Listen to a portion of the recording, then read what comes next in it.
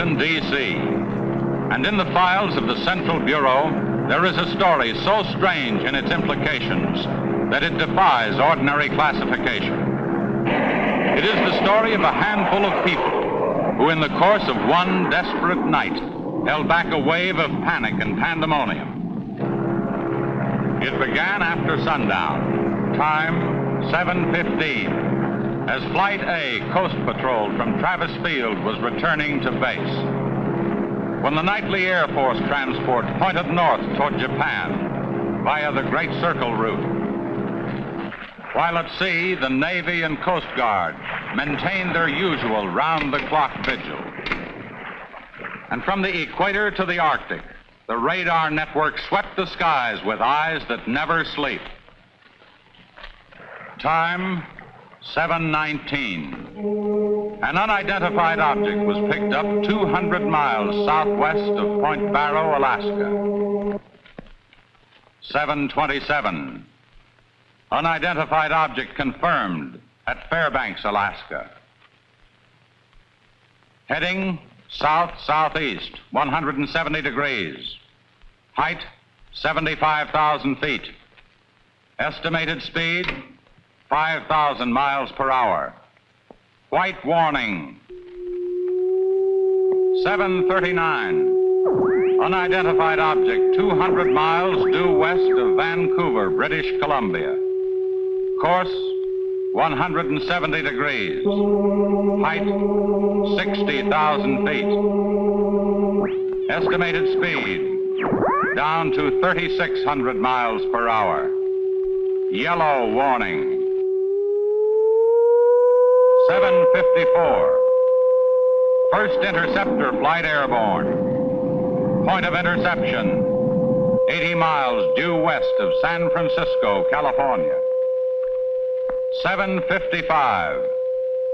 Unidentified object past point of interception. Red warning. 8:11. Morro Bay, California. Height 50,000 feet. Estimated speed 2,000 miles per hour. 8:15. Santa Monica, California. Height 10,000 feet.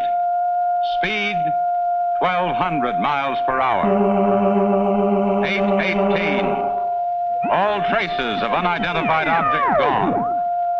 Red warning lifted. By 8:25 at the Los Angeles branch of the Communications Commission, reports of strong interference with radio and television reception began to pour in from the beach area. The monitors went to work immediately. Mobile units were ordered to converge on the vicinity of the disturbance. Pinpoint direction-finding devices began to trace the trouble to its source.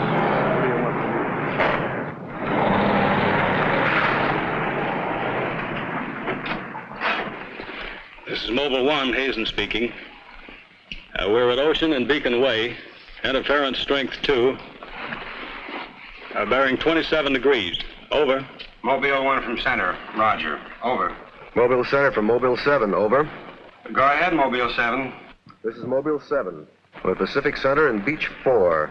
Interference strength 3, bearing 39 degrees, over. This is Mobile Center, roger. Stand by. Mobile 1 and Mobile 7. From Mobile Center, point of interception estimated 3 miles north of surf. Repeat, 3 miles north of surf. Acknowledge. This is Mobile 7, roger. Mobile 1, roger. Mobile 7, roger, we're going out. Okay, Charlie, let's get moving.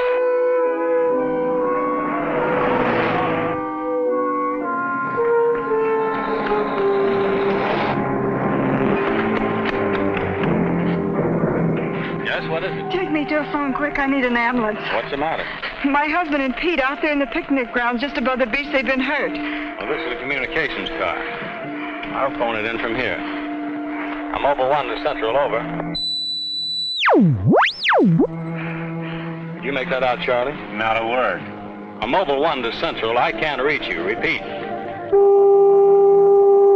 Well, they must be getting us all right. I'm Mobile 1 to Central. Have an ambulance sent to beach at surf. Emergency. 2 men hurt. Acknowledge. Roger and out. I'm sure they'll be here soon now. Tell us what happened. Oh, this man, he just kept coming at us. It was awful. Who? I don't know. He was wearing a suit like a diver. Hurry, please. They're hurt. Charlie, you better wait here. I'll go down and take a look.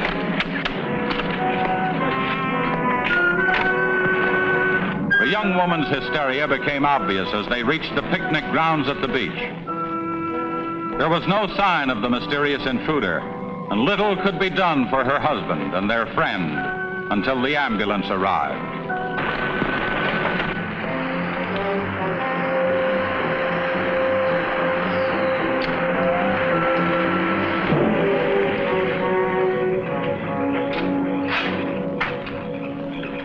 Oh, so you beat us to it.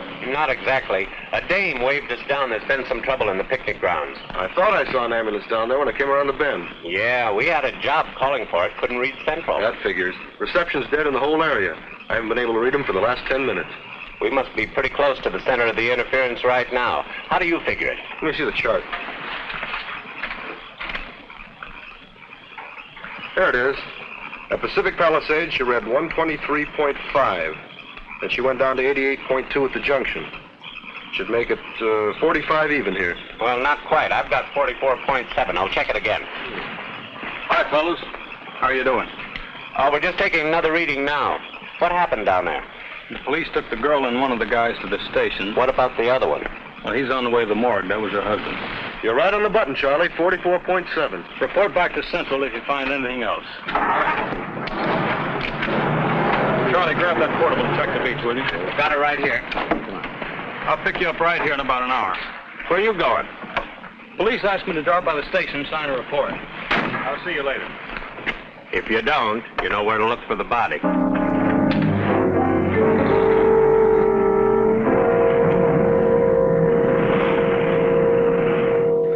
Like I said, we were just starting to eat when we heard something cracking through the sand toward us. I looked up and couldn't see anything. Then Betty screamed. At what? I thought you couldn't see anything. At first we couldn't. Then this guy started toward us. What kind of a guy? How should I know? He was wearing some kind of a helmet over his head. He could have been a deep-sea diver or anything. All right. After you saw this diver, what happened? Well, we jumped up. Ed, that was Betty's husband, yelled at him to stop. But he just kept coming. I never saw anything like it. He didn't say anything. He just kept moving in. And then you say he attacked you. Oh, we didn't give him a chance. Ed grabbed a piece of wood and took a swing at him. That didn't stop him. He caught the end. That's all I remember. Just because a man's taking a walk, there's no reason to slug him. Besides, you don't look like a guy who frightens so easy. How would you feel if somebody with a crazy helmet with pipes sticking out of it came at you in the dark? And look, I know this sounds crazy, but there wasn't any head in that helmet. No head. No head at all. It's the truth. I think you need some coffee. I don't want anything. It's all the same to you, Lieutenant. I've got to pick up one of my men at the beach. Okay, thanks for coming down, Hazen. Hope I didn't put you out. No trouble. So long. You too. All right, let's start at the beginning. How well did you know the dead man? And his wife? Betty and I went to school together. I knew Ed a year. How long were they married? About a year. Wasn't her husband a little older than she? I don't know. But you said you and Mrs. Evans went to school together. And you never discussed anything personal with her? She did mention he was older, yes. How much? 15, 20 years. What difference does that make? That wasn't too hard now, was it? Where do you live? 629 and a half East Palm Court. Why? That's where the Evans live, isn't it? Yeah, I board with them. You do, huh? Now, Mrs. Evans is a good-looking woman. What are you trying to say?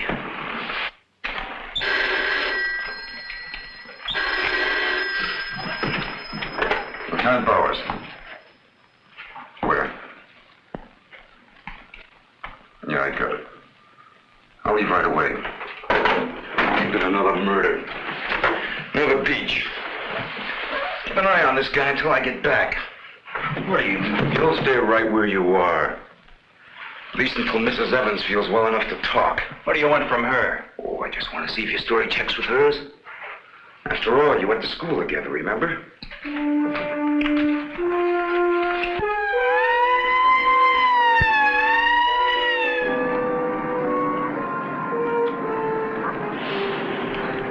You say there were no witnesses, huh? None yet. Anything missing? I don't think so. The cash register wasn't touched. Get a breakdown of the inventory as soon as you can. What about fingerprints? The boys are working on them now.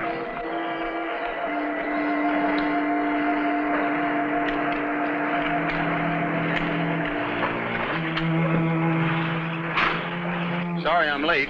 What kept you so long? The lieutenant asked me to hang around a while. Well, what's the score? Looks like one of those things. Pretty girl, older husband, young boarder. Kid claims some guy without a head knocked the old man off. You don't say. Anything else? Yeah, he had a diver's outfit with horns. No. He's going to have to do better than that. How are we doing? I took a reading about 10 minutes ago. The radiation is going out with the tide. What about the radio phone? It's working fine again. I just got a call from Central. They said Mobile 7 picked up some new trouble northeast of here. Here we go again. Hop in. So long.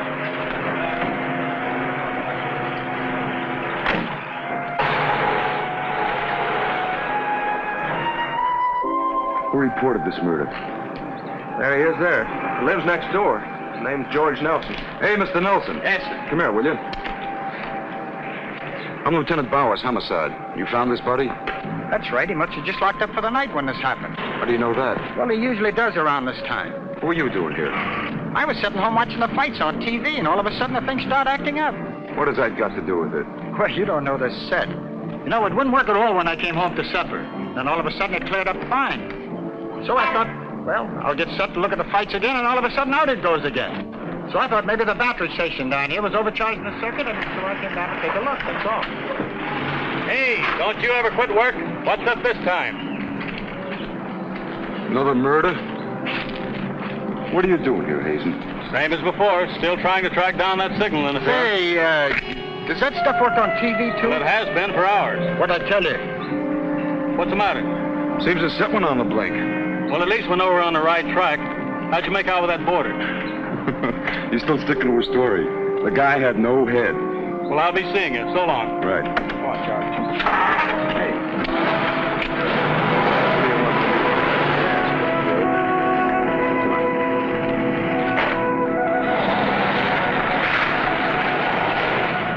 And so the communications team resumed its mission to track the mysterious interference to its source. Via accurate readings taken at regular intervals by stationary and mobile units, it was determined that the disturbance was moving in a northeasterly direction. By 10:34, Mobile Center had pinpointed the disturbance at the edge of the Huntington oil fields. Units 1 and 7 were instructed to close in.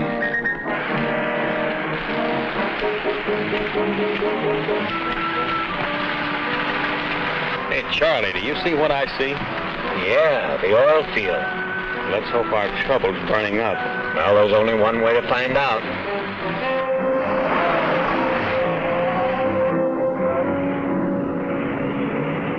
Look, Sarge, 2 murders and an explosion in one precinct is big news. Now, come on, you can't pin it all on the young boarder. Or can you? Very funny. Yeah? I'm Hazen of the Communications Commission. Oh, the lieutenant's waiting for you. Thank you. There's a wheel. You heard the man, Communications Commission. Oh, hello, Hazen. Hope you didn't mind leaving your job long enough to come down here. As a matter of fact, I needed a break. We've been on the go since sundown. I'll bet you'd like a cup of coffee. You got a deal. Here. Thanks. Right. What's on your mind? Well, it's just a hunch, but let me show you something. First, right here tonight, a murder was committed at the beach. You were on the scene before I even knew about it. Go on. Right after that, there was another murder, right here. And we bumped into each other again, right? Yeah. Now, I just got back from the oil field. Here, there was a big explosion. And I saw one of your units cruising around. That was number 7. I got there a little later. What are you driving at? I don't know yet. Hazen, is it possible that our work and your work might be related in some way? Maybe. Let me follow you down the line. We'll add it up together. Good idea. You know, my job is primarily concerned with the detection of any kind of interference where communications are concerned. Yeah. Might have something there. We've been tracking some kind of disturbance right down the line from the beach to the oil fields. Just like you've got it marked off here. Well, then I'm right. Only we haven't found our trouble yet. Tommy, this kind of interference happen very often? Never anything like this. It's on the move all the time. I mean, some harm with the transmitter in the car. It's not a transmitter. We don't get a definite disturbance, just interference. Then you have no idea of what it is, huh? Not yet. How are you making out? Not so good. You were here when I questioned that boy about the murder at the beach. Did you get anything more out of it? Yeah. Come on with me. You might want to see this.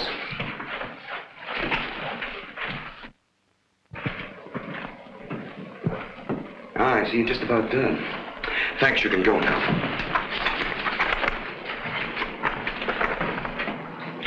Are you sure this is what the man looks like? What do you say, Betty?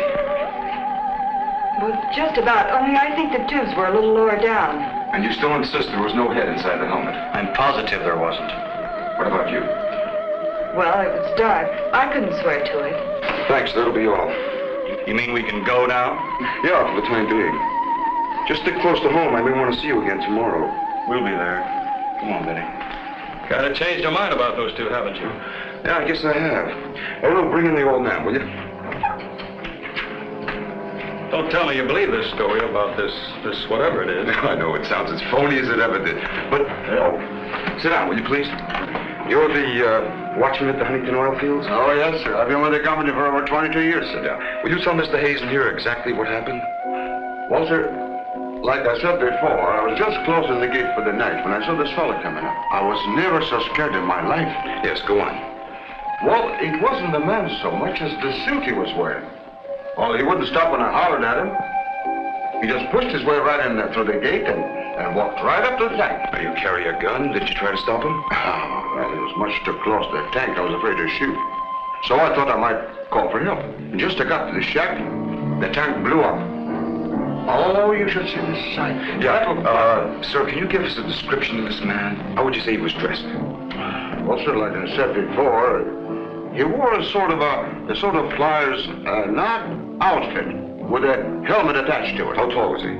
Oh, he was a giant of a man. And he had tubes sticking out of that thing, that helmet he wore. Can you tell us what his face looked like?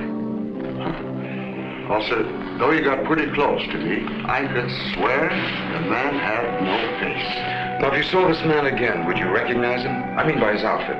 Oh, I'll never forget that sight if I live to be 100, sir. Would you say this is the man? Wait, sure, that's him. Thank you very much. You may go now. All right, sir. Thank you. Well, Higson, what do you say now? Beats me. The descriptions check all right. This could be some kind of flying suit. High altitude equipment. Yeah, that's what I've been thinking. Well, how do you explain that stuff about the missing head? No, we can discount that. These people were frightened. It was night. Nobody really took a close look at it. I guess you're right. But whoever he is, that outfit doesn't look like one of ours. Of course, he could have been dropped by parachute. You mean sabotage? We're checking. I think we better wire a report to Washington and see what they say. Oh, you can use our teletype. I'll tip off the LA police to be on the lookout for something unusual. Hey, wait a minute. What about the press? Oh, I don't think they know too much now. We better keep it that way for a while at least, till we find out whether our friend is still around here. Well, if he is, I think we can find him for you. My hunch is that he's carrying something around that's causing all this disturbance, whether he knows it or not.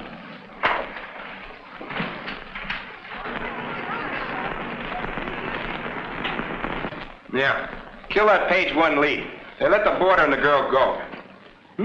How do I know? Maybe the lieutenant thinks that the guy in a flying suit knocked off the husband. No, not a chance. Not a chance of an exclusive on that picture. They're making a blanket release in the morning. Oh, there's a guy from the Communications Commission in there now. Yeah, I'll call you back later if there's anything new. Okay.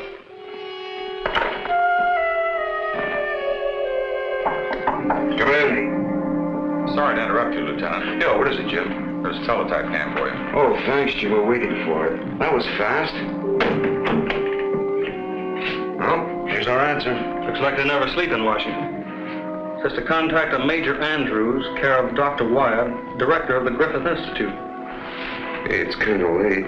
Well, I'll give him a call. While you're at it, I'll go out the car and check in with Central. Okay.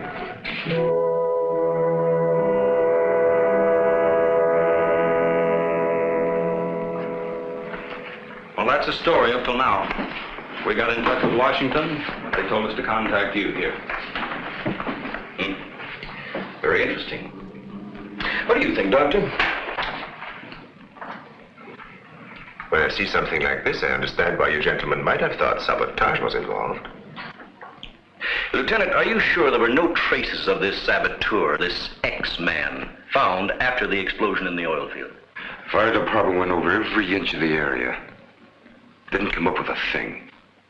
Well, then there's a strong possibility that he might have perished in the explosion itself. I doubt that. We're pretty well convinced this man is carrying something that's responsible for all the signal interference.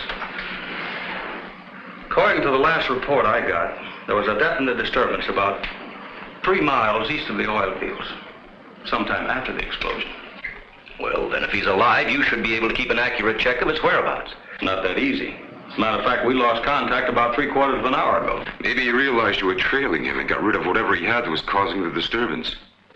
In that case, there's nothing much my department can do to help you. I guess it's up to us. Unless you have some suggestions. Well, let me think out loud for a minute. It might just be that what we've been talking about so far, and this phantom, as we'll call him, ties in with what the doctor and I have been discussing. That is very possible. I don't know whether you know it or not, but somewhere around 7:30 this evening, our radar networks picked up an unidentified object off Point Barrow, Alaska. They traced it clear down to Santa Monica before they lost it. Santa Monica? That's where we first picked up our radio interference. Yeah, right at the scene of the murder. Well, then, if all these things tally up, we've got some idea of how our man got here. You mean that he came in some plane? In that case, somebody would have seen it land and take off again. Or did it crash? No, we don't think it was a plane. No rocket or jet that has been built so far can attain the speeds of 5,000 miles an hour, particularly for such a great distance. And maybe we're on the wrong track altogether. Couldn't your unidentified object have been a meteor? They travel at a terrific speed. Yes, fast enough for most of them to burn themselves out the moment they hit the Earth's atmosphere. And did it occur to you that meteors are not very likely to travel horizontally, all the way from the North Pole to California? Well, if it wasn't a meteor, or a flying missile of some type, how do you figure this phantom ties in? We're not sure that he does. I don't care what you say, but it doesn't make sense to me. Anybody trained in sabotage would stay undercover. This guy's walking around in a monkey suit, killing people. Excuse me, Dr. Wyatt. Is there Lieutenant Bowers in here? Oh, yes. What is it, miss? There's a Mr. Wakeman from the Chronicle here to see you. Wakeman here? Now, what does he want? Well, there's only one way to find out. Before you go, Lieutenant, I don't believe you have met my assistant, Barbara Randall. Well, hello. Hello. It's Mrs. Randall, Lieutenant. I'll be right back. Barbara, you know the Major? Of course. And this is Mr. The Communications Commission. How do you do? Well, I see you are working a little later tonight than usual. Yes, my husband's teaching a late class, and he won't be able to pick me up for a while. Besides, I had some work to do in the lab. Well, at least you'll have lots of company. All right. So I shouldn't have come up here. But I gotta get your angle on this Beach murder. And your whole department is shut up. Look, Wakeman, will you stop bothering me? There's nothing to say. If you got an exclusive story from that Evans Damon or board, then you know as much as I do. Yeah, but that still doesn't explain anything about the guy without a head. Come on. Who is it? Your guess is as good as mine. You mean you let those two kids go without knowing that? I don't buy it. Well, I did. Well, then you must have an awful good reason. I bet you're trying to tie it in with that other murder. All right, Lieutenant. Don't tell me. I'll get my story somehow. Oh, if you want to know how things turn out, read the Chronicle in the morning. That's right. Now get in touch with Charlie in Mobile 1 and have him call for me here. Well, did you come up with anything? No, we're just briefing Barbara here. It's just amazing the way you've been able to put these things together. Don't kid yourself, Mrs. Randall. It seems the press knows as much about it as we do. Well, let's hope they don't come to the same conclusions. A few lurid headlines, and every fool in the country will be seeing phantoms in spacesuits and men from Mars all over the place. Yes, I can imagine. And mass hysteria is difficult to check once it gets started. That's why we've got to move fast. Well, from the looks of things, I guess it's up to me. I'll be in touch with you as soon as I hear anything. See you. By 12:30 a.m., the dragnet was in operation. Mobile units patrolled the streets and countryside. They covered an area 35 miles square. Special and sensitive equipment was prepared for action. Everyone on the job was ready to move on the first signal from the Communications Commission. Monitor Corona to Mobile Center, strength 4, Brickyard at 160th, moving toward oil fields. Contact your units. Over and out. Units 1 and 7 from Mobile Center. Units 1 and 7 from Mobile Center. Strength 4, interference at 160th in the oil field. Moving due east. Close in. Repeating, strength 4, interference at 160th in the oil field. Close in.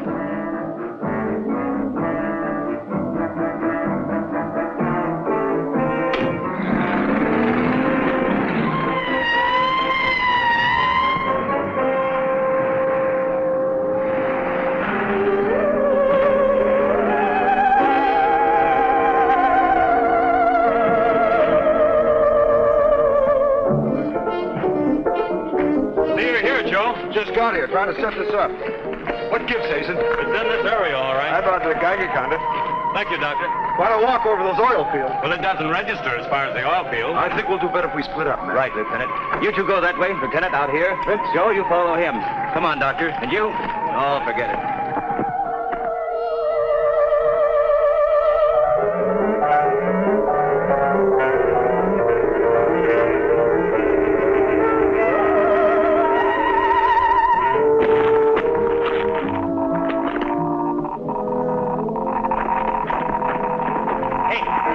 Look at this.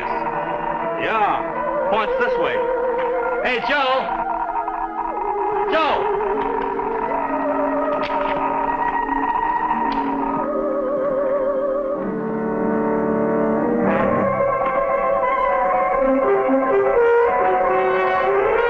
Hazen!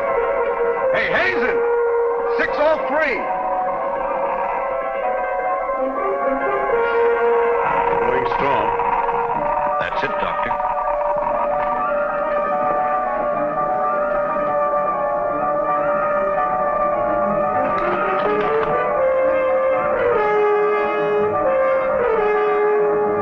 It's leading this way. Come on.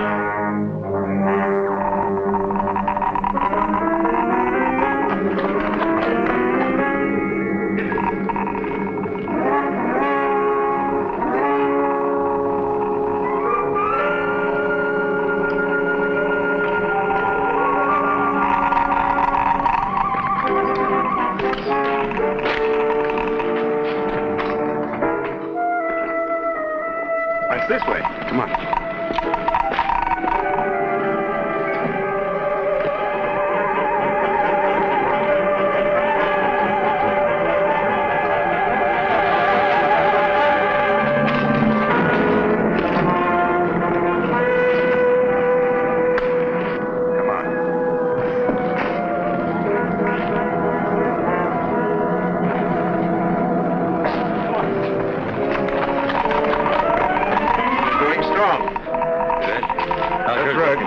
Checks with me.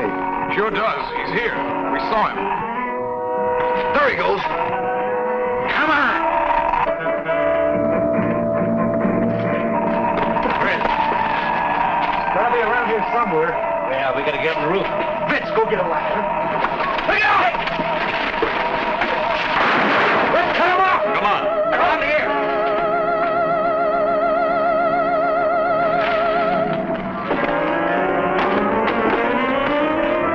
Anybody see him? There he is!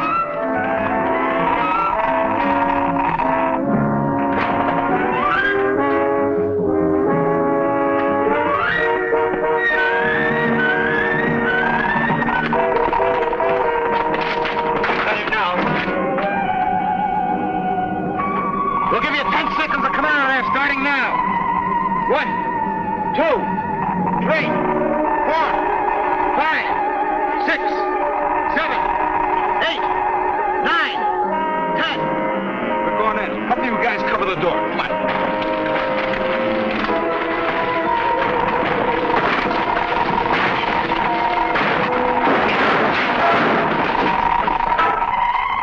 There's nobody in here. Possible. We saw him come in. So maybe he went out of the window. We won't get very far. Don't touch anything till we check for fingerprints. Oh, Doctor, over here. He left his suit and his helmet. Hey, let's spread that thing out so I can get a good shot of it. Keep away, you fool. What's the matter? For your information, that's a Geiger counter, and it says hands off. I think you'd better wait outside. I just have a job to do. So do we. And I'm afraid ours will have to come first. There's no radiation from the helmet. But look at this. So that's what's been causing all the trouble. Charlie, you know where we can dig up a lead-lined box in a hurry? Well, Mobile 7 should have one. They're right outside. I'll take a look. Hurry it up, will you? Unbelievable. Now, we all thought that this phantom might be carrying some device which was causing all the signal interference. But you'll learn that it's due to the very clothes on his body. Well, that's not the only thing that bothers me. Did any of you get a good look at his face? Not me. He's too far away. Well, I did. Unless I'm mistaken, that helmet was empty. Hey, where am I going to put this stuff? Oh, put it in Dr. Wyatt's station. Yeah, we take it back to the Institute. Right. No, that's all right. You can handle that.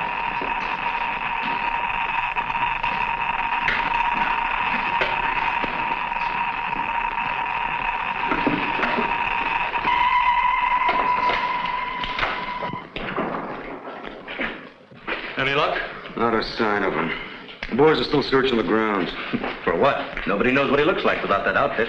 Don't bet on that, Major. The reporter got a flash picture of him, and I just happened to borrow that film. It's on its way to headquarters right now to be developed. Good. Send us a print as soon as you can. Sure. Lieutenant, are you sure you don't want to come with us? We want to make a few tests at the lab. I'd like to, Doctor. But you know the situation. I gotta get that guy. Let me know how you make out, will you? Yeah, we'll do that, sure.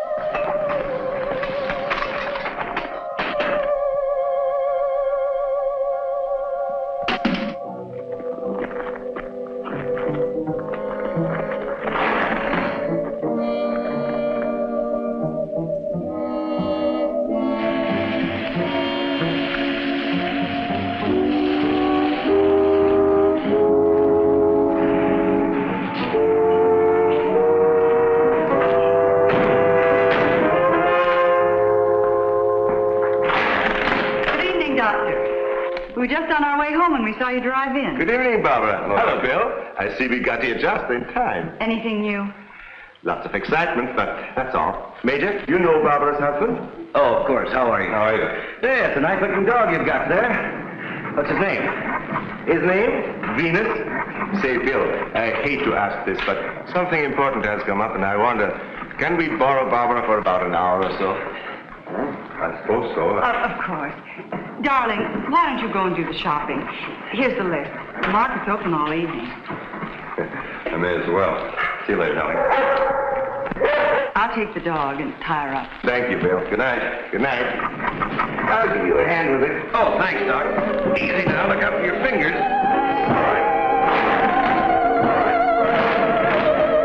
Look out now. Don't drop it. Vince, come back here! Vince, come back here!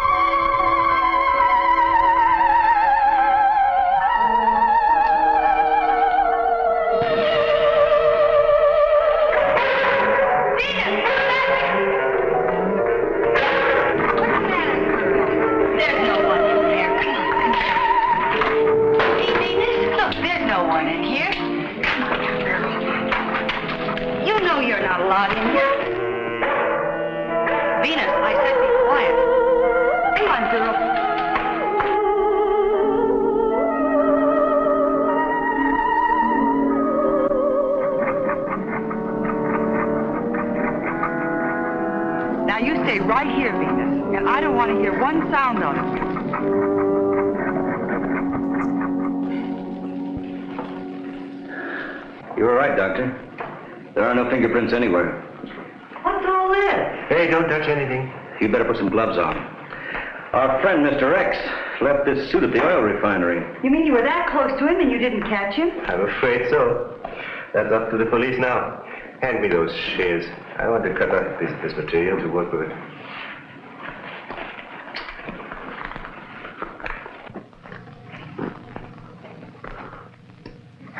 Say, you better have those sharpened. But I just bought them. Well, here, try this knife.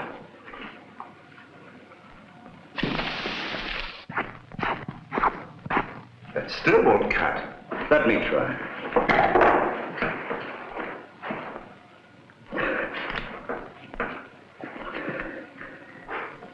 This stuff is tougher than nylon.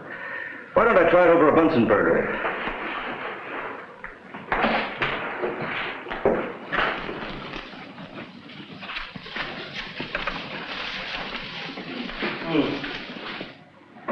It doesn't burn either. Let's take a look at it under the microscope. Look, it's magnetic. Magnetic? Here, Radioactive. And apparently indestructible. Thank you.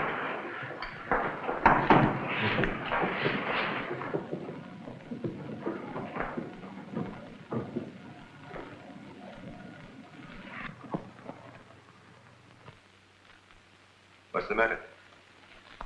You tell me. Take a look at that weed.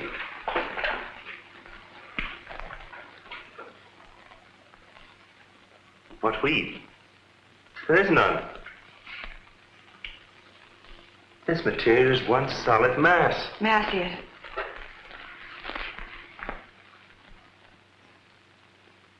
Why, you're right. It must be some sort of plastic. No. I'd say it's a metallic substance of some kind. Well, I've seen a lot of interesting alloys, but never anything like this. Let's try an acid test. All right. Go ahead. Careful now. We'll only take a drop or two. It repels acids like a raincoat repels water. Why, there's no reaction. Well, Major, this looks as though we were going to be here for a long time.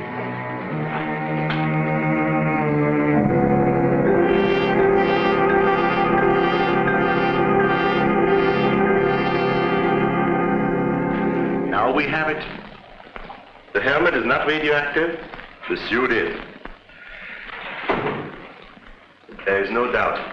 This spacesuit is conditioned to function above 63,000 feet, where human blood would boil, resulting in the body expanding to twice its size. And death, of course. I know. And it must withstand pressure and counterpressure. Also, it must be so supercharged it can function in thin atmosphere. Now, let's see what it is that is left in this breathing apparatus. Well, how are you doing?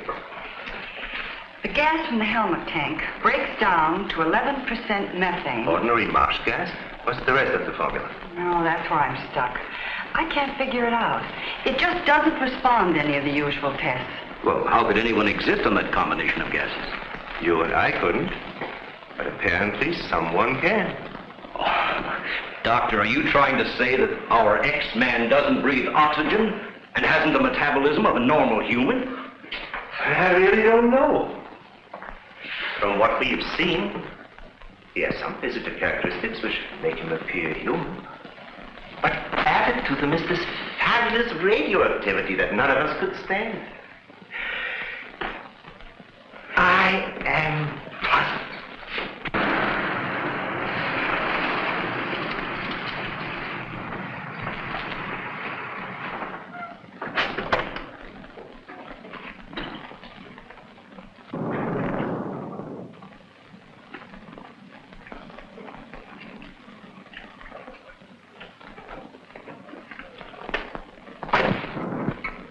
I think the answer lies right here in this helmet. Obviously, he needs it to survive. Otherwise, he wouldn't have risked wearing it where he was sure to be recognized. As it is, he only took it off when he was cornered. Well, if what you say is true, how can he exist without it now? Let me put it this way. It's like a patient in an iron lung. Sometimes one can be removed for hours at a time without any ill effects. Exactly. And I think the same principle applies here. And that means sooner or later, he has to get his breathing apparatus back or die. I don't understand. Well, I've got an idea. If we were to return this whole outfit to where he left it, he might be tempted to come back. Dr. Wyatt speaking? Yes, he's here. No, thank you. Hello, Major. Still at it, huh? Mm-hmm. No, we haven't got a thing, no. The picture? Yeah, hold on. He says the picture the reporter took of our man didn't come out. I was afraid of something like that. The radioactivity must have burned the emulsion. Hello. No, we didn't find any fingerprints at all in his clothes. Did you find any? Oh, too bad. Hello? Will you wait there, please? We don't know what to make of this either. Have you heard from the communication boys yet? Well, let's hope they turn up with something. Major, excuse me. Hold on a second. Yes? It's Mr. Wakeman of the Chronicle. He insists upon seeing you. He does? Where is he? I told him to wait in the lobby. Good. Hello? Yes, our friend from the press is here.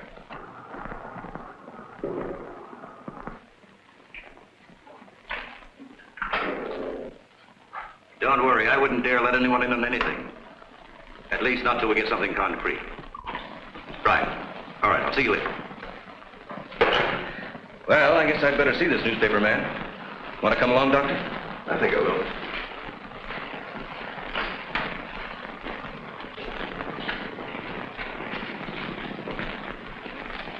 Oh, hello. Remember me? Certainly, yes. A nice lot of gadgets you got here. We think so. What's on your mind? Well, I was wondering if you might let me take a couple of pictures of that suit you brought up here. I'm sorry, we can't do that. Oh. Well, now, look, I got a wonderful picture of the guy running in the shack, and the lieutenant stuck his nose in my business, and what do I get? A blank.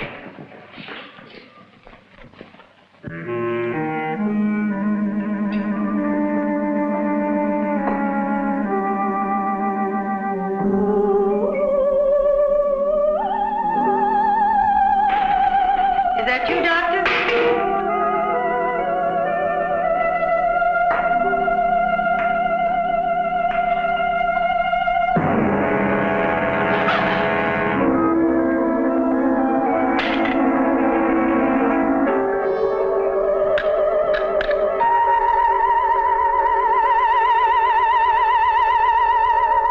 Well, you must have some lead on this guy, otherwise you wouldn't have brought that suit up here. Well, let's just say we were curious.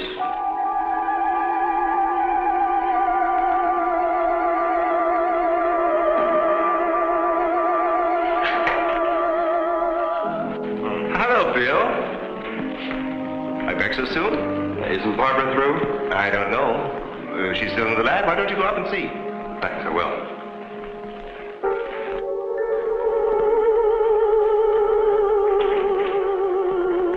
Barbara? Barbara, are you in there? Bill, listen to me. I'm not alone. Someone is in here with me. I can't see him.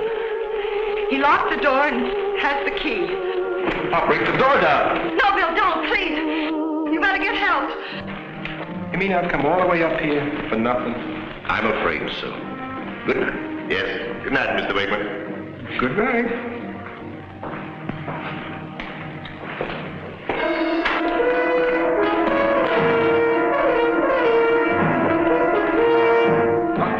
Major, come quick. What's the matter? What's the matter? Where's Barbara? In the lab. The door's locked and there's someone in there with her.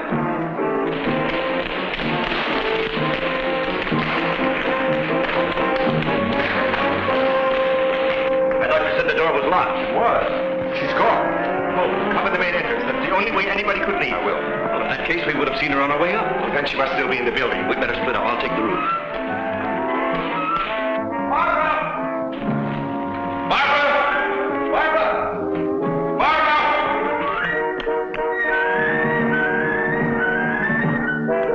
Barbara! Barbara! Where are you? Barbara!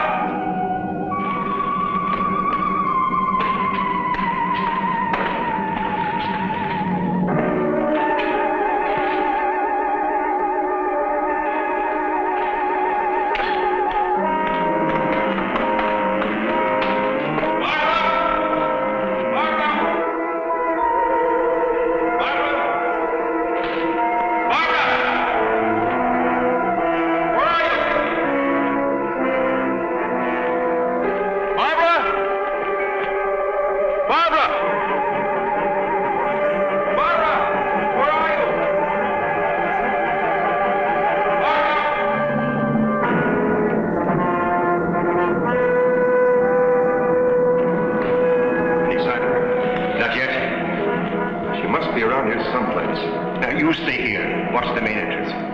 And I'll check the basement. All right.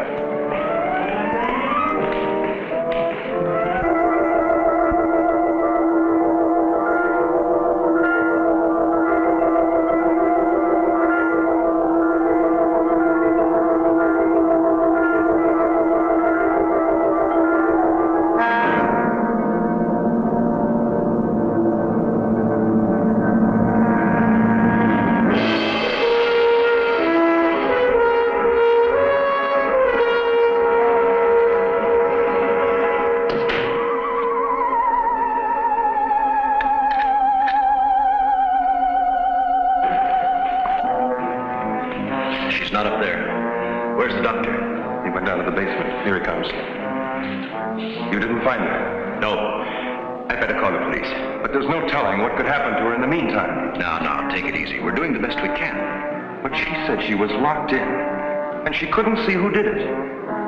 Can you explain that? No, not yet.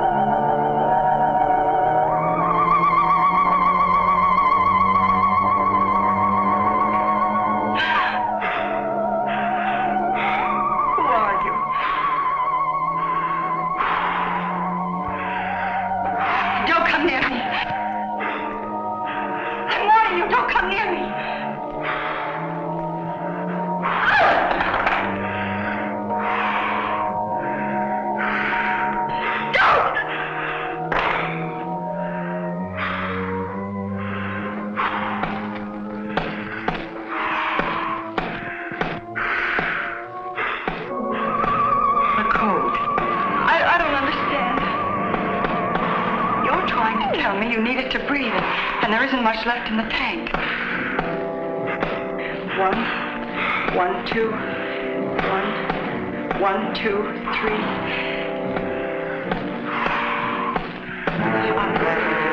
I'll write it down.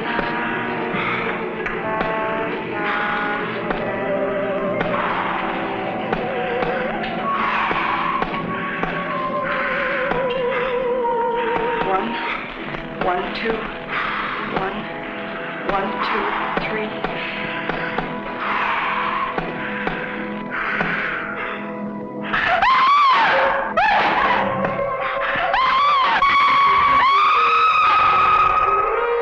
In the lab.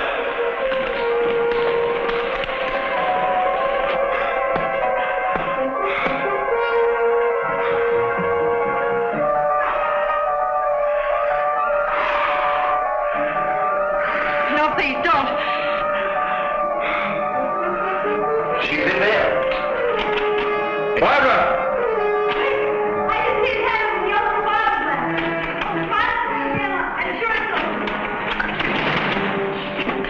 Darling, are you all right? I think so. I'm looking for him. I just saw him, so he must be in here.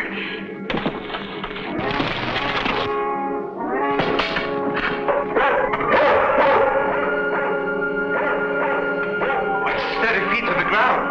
He would be killed. I better go.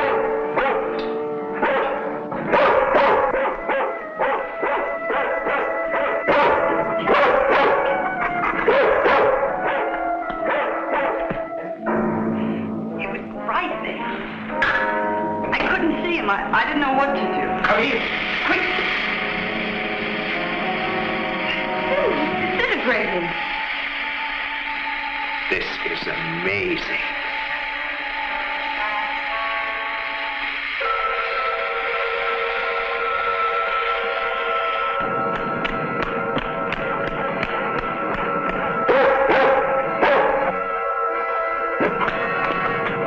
Now, quiet down, Venus. Quiet down.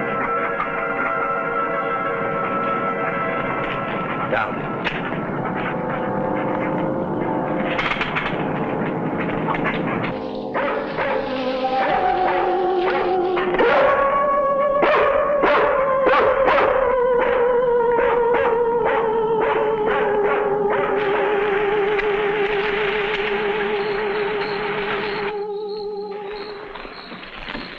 Mobile Center from Mobile 1, come in, please. This is Mobile Center. Go ahead. Get hold of Major Andrews or Dr. Wyatt at the Institute. I want to talk to either one of them. I will do. Stand by, Mobile 1. Dr. Wyatt speaking. Oh, yes, Mr. Hazen. Yes, we're still at it. Lots and lots of excitement, but nothing definite yet. Have you anything to say? The trouble seems to be just about gone. We get a flash in the direction of the observatory once in a while, but I figure that's because of the outfit you're testing. Yes. Lieutenant Bowers ought to be here any minute. Of course. How long will it take you to get up here? Good. See you then.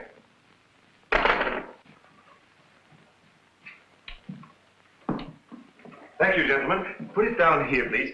Barbara, would you mind plugging that cord in over there? Now you're going to see something very interesting.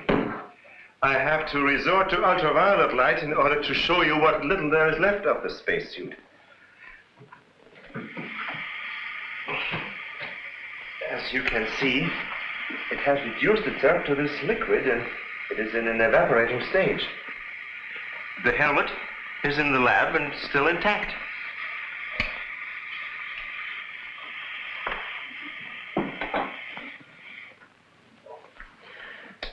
This is amazing. All the radiation in this suit would be fatal to a normal human being wearing it. Of course.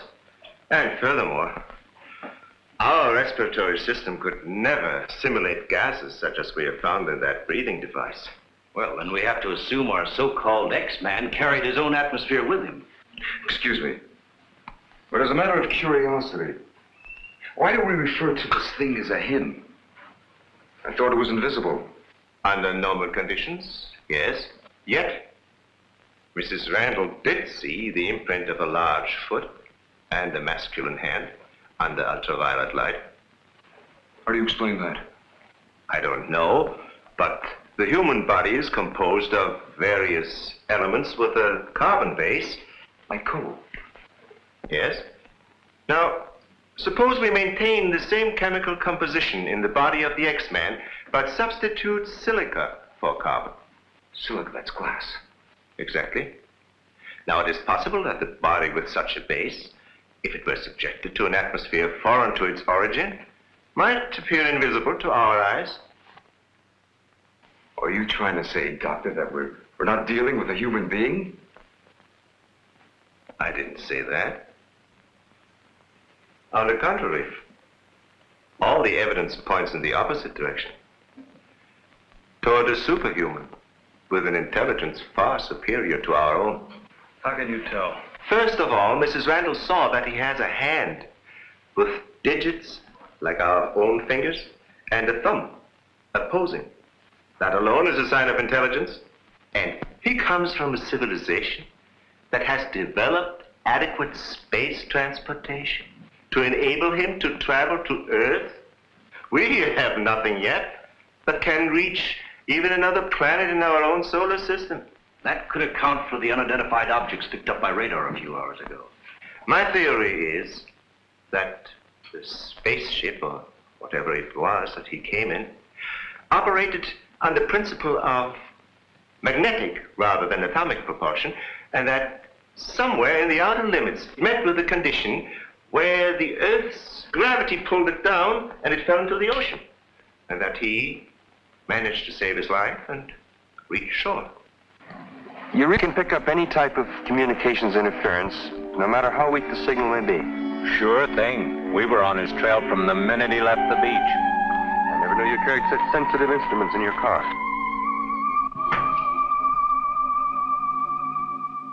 What you told us is very interesting, Doctor.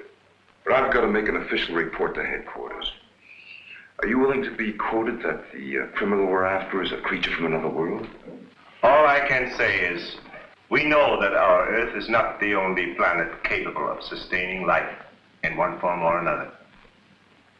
You can quote that. All I've got to go by is some footprints in a hand.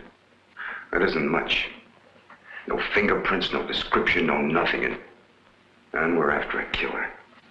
Has it occurred to you that our ex-man has no apparent motivation for his acts, and might therefore not be an intentional criminal at all?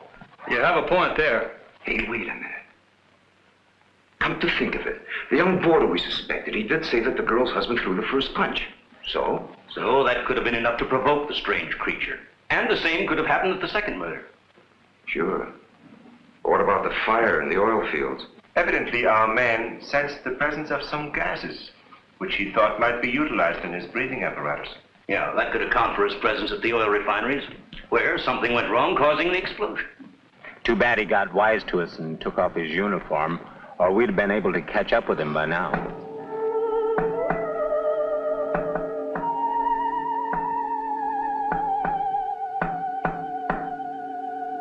No, he didn't utter a word. But I'm convinced he was trying to convey a message to me. He kept tapping out a code. I wrote it down. Let me see that, please. Doesn't make sense. Well, it may be based on some mathematical system we know nothing about. But he was trying to tell us something. Why did he run away?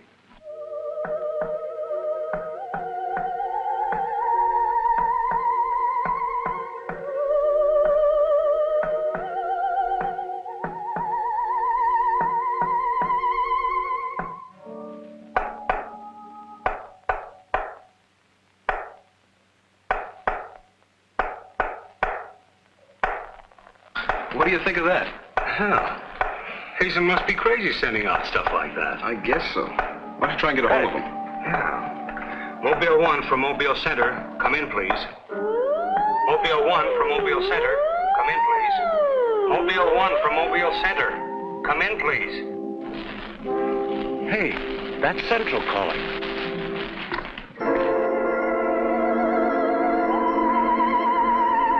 You better stay here by the car. I'll go tell Hazen.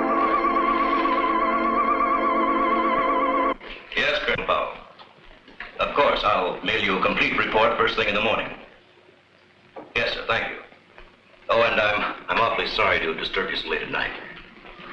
Right, good night, sir. He's around here, this invisible guy. He was in the car. How do you know? I was talking to Randall outside when I heard Central calling. Before I could get over to answer, I saw the door open and shut by itself. He's desperate. For all we know, he could be trying to send a distress signal to his home base, wherever that is. Well, let's hope he doesn't get through. We've got enough problems with just one of those guys. Well, at least we know he's surrounded the vicinity, and it's obvious what keeps him around. Of course. He's got to come back for what little gas there is left in his helmet. And when he does... Oh, please, the most important thing is to take him alive. If we can only make each other understand, there's no telling how much science can profit. I'll go along with that, Doctor. But I've got to make sure that once he's cornered, I'll be able to hang on to him. I think we're all agreed on that. All right, good, then we must see it from his angle. He's in an alien world. No doubt we are as frightening to him as he is to us. Now, the most important thing then is to keep calm at all costs and do nothing to provoke him. Immediately, a simple plan to trap the Phantom went into operation. All obstacles to his entry were removed. To erase any possible suspicion, the doors were left unguarded, and inconspicuous electric eye equipment was set up. All this was connected to a makeshift control board, which would immediately signal the exact location of the trespasser. Now, there was nothing to do but wait. The one road leading to the Institute was blocked off to make certain no outsider would upset the plans or interfere in any way. What's the big idea? Sorry, nobody's allowed through here. Who says so? Lieutenant Bauer's orders. Oh, is he up there? He might be. Well, you get word to him that Joe Wakeman of the Chronicle is here. Sorry, bud, I can't leave. Oh, what about them over there? Hey, you over there. Me? Yeah. Aren't you the guy from the communications outfit? Didn't I see you down at the oil fields a couple hours ago? What of it? You got anything to do with this? Well, you'll have to ask Lieutenant Bowers about that. How can I if he won't see me? That's a good question.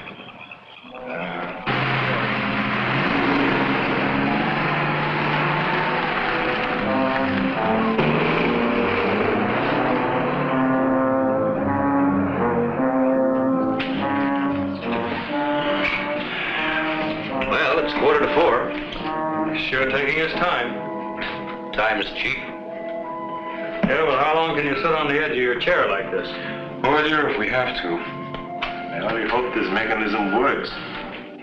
It will, unless he flies in between the wires. I wouldn't take any bets that he can't. Well, if everything else fails, we still have Venus here to help us.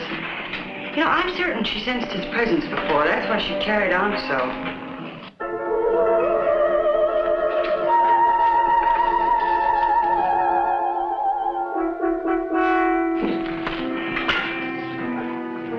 What's the matter, Lieutenant? Is this thing getting you? Oh, no. I'm just thinking about public reaction to all this. I'll give something to the press by morning. I hope we'll have something to say by then. Oh, by the way, when and if he does show up, Barbara, you run over to the lab and keep an eye on that gas tank at the helmet. I understand. Good. And I'll take one ultraviolet lamp, and you take the other. Don't forget.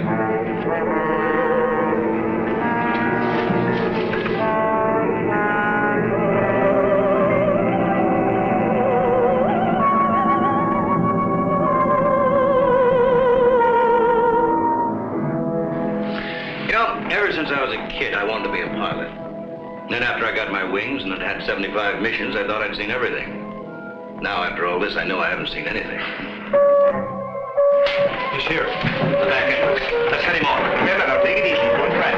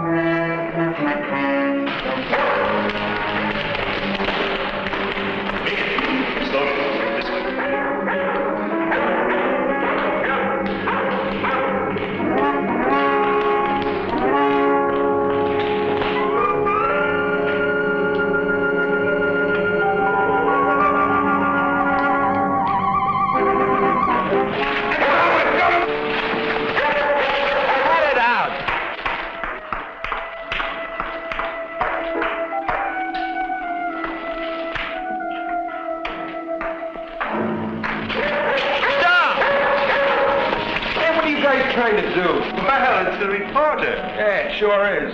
What's going on around here? You guys crazy?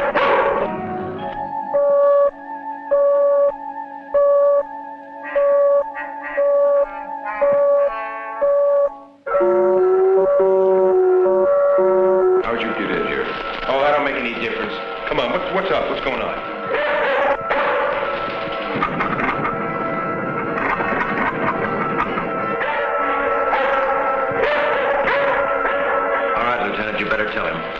I'll reset the wires.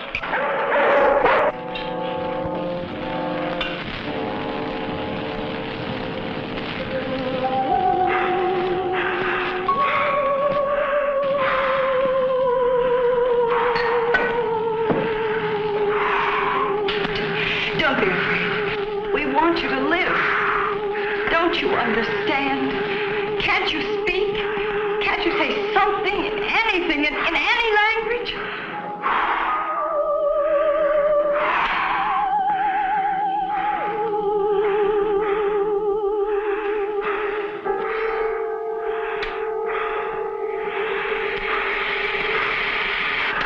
Listen, everybody.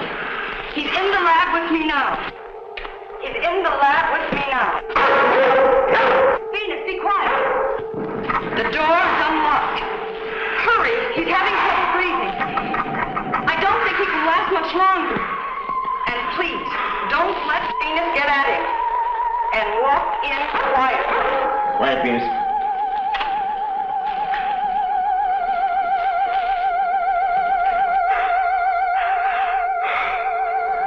It's unbelievable.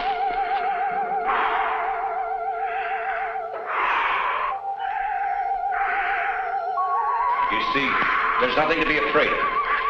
Nobody wants to hurt you. I've tried to reason with him. I feel he understands, but he can't speak. Wait a minute, I'll try his code. I think I remember it right.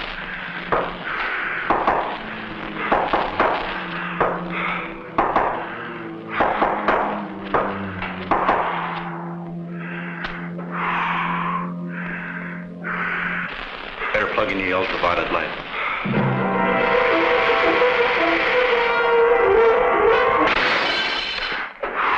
Oh, you scared him.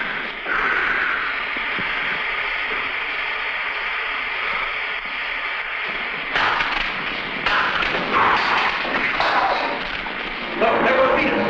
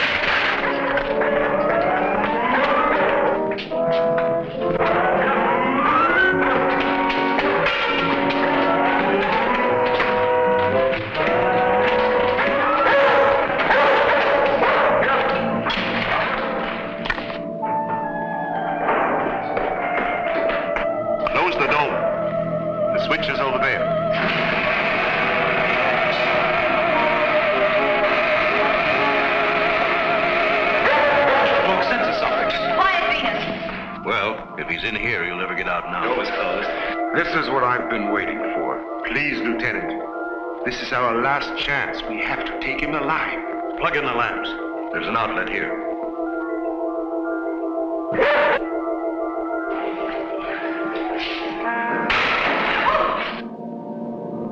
He must be up there.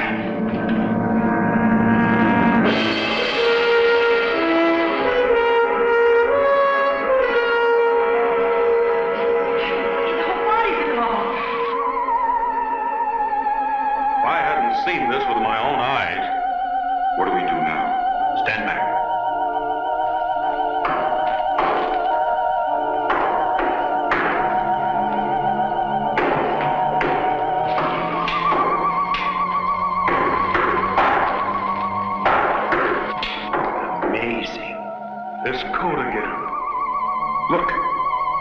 trying to speak, but no sound is coming out of his mouth.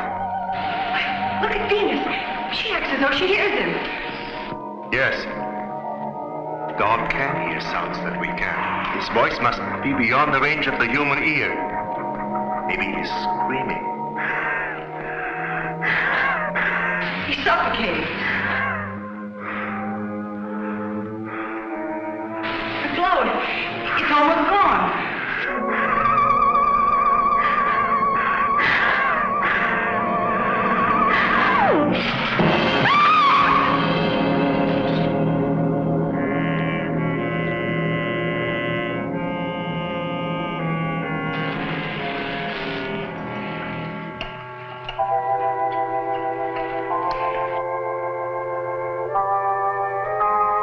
We won't need these lights anymore.